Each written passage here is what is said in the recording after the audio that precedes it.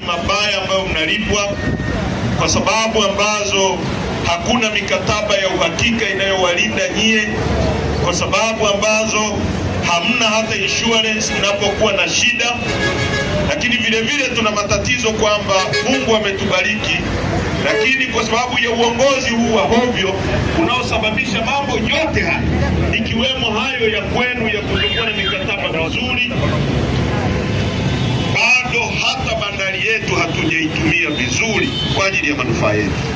Matokeo yake ndio haya tunayoambiwa kwamba bandari yetu imechukuliwa, imekabidhiwa kwa Waarabu wa Dubai mpaka mwisho wa dunia.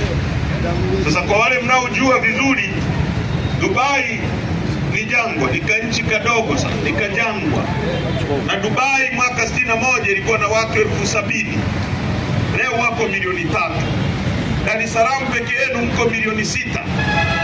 Sasa sisi watu 65,000,000 hatuwezi kuendesha bandari, kwamba tumewapa watu 3,000,000 ndio wamiliki uchumi wetu, waendeshe bandari na wachukue faida inayotoka huko. Hiyo mnaopeleka magari Zambia, mnajua kwamba mtu akichukua mzigo hapa akipeleka Zambia, tayari fedha imeingia kwenye serikali. Ukichukua mzigo ukitoa Zambia ukaupitisha hapa, tayari fedha imeingia kwenye serikali. Kazi yetu sisi kama nchi ni kukaa pale tukusanye hizo fedha, kwamba leo hatuwezi kukusanya, tumewapa Waarabu wa Dubai ndio wakusanye kwa niaba yetu. Wako 3,000,000, sisi tuko 65,000,000. Matokeo yake ni nini? Matokeo yake ni kwamba uchumi ambao ungetumika kujenga viwanda ambavyo vingeweza kuajiri vijana wetu, hatuwezi. Uchumi ambao ungetumika kujenga base kubwa ya collection ya nchi ili tuweze kuwa na uchumi wa kuajiri walimu, madaktari na watu wengine tupate maisha, tunauchukua tunausafirisha nje.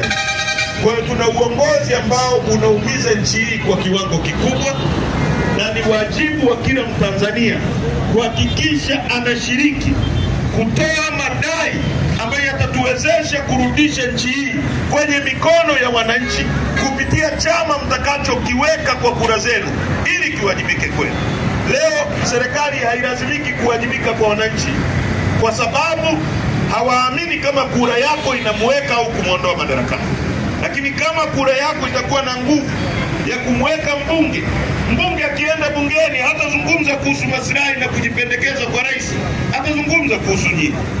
Ndio maana sisi tulipokuwa bungeni tulikuwa tunazungumza masuala ya wananchi kwa sababu tuliwekwa na wananchi. Lakini Zungu hawezi kuzungumza kuhusu nyie kwa sababu amewekwa na rais. Ndio maana wanatumia dakika 20 kumsifu rais. Mama na kilemba kizuri, mama sio amefanya nini, barabara ikichimbwa hapa ni mama, polisi wakinunuliwa gari ni mama.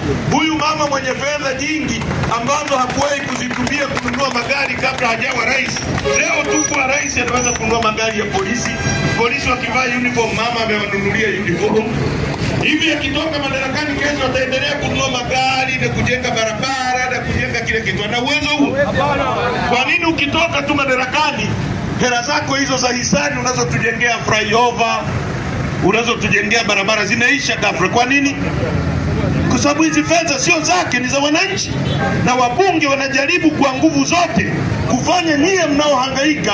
Huyu hapa anayehangaika na matunda hapa siku nzima ili alipe kodi, baadaye hiyo hela nayo lipi inageuka inakuwa ya Samia. Wewe unayehangaika na bodaboda mchana kutwa, unahangaika unauza maji, baadaye hiyo fedha ikikusanywa na serikali inakuwa ya mama, sio yako tena. Kwa nini? Ili usiwe na nguvu ya kuquestion wanapotumia vibaya fedha.